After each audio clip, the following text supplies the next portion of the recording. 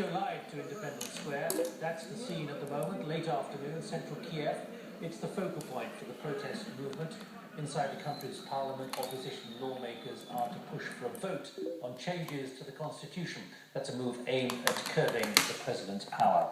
Well, the country is in political deadlock after months of protest. The BBC's David Stern is there among the burning tyres, and he described the mood there.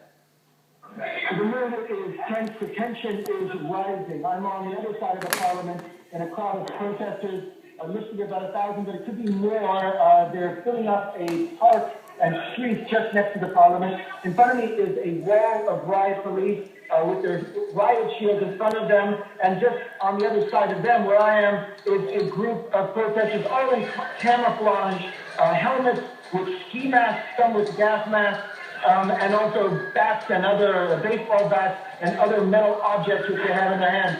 It's quiet at the moment, as you maybe can hear in the background. There's a demonstration going on, but there seem to have been flashes. I was at another area where there were cars that were burned out of trucks. It was very tense there, and the protesters were collecting bricks from the street, from the sidewalks, apparently in preparation for further clashes. As you can hear also, there's an ambulance in the background. There seem to have been injured, but we don't know how many. David, why is this happening a day after the prosecutors said that the amnesty would be allowed for those who'd been involved in these protests and been charged?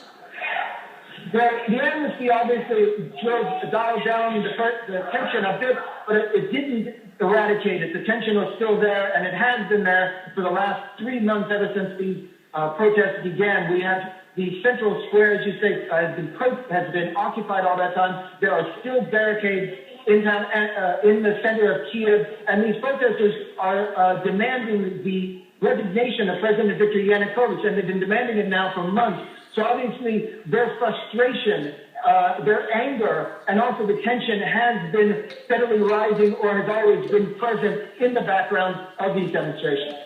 David Stern there in Independence Square in Kiev. Stay with us here on BBC World.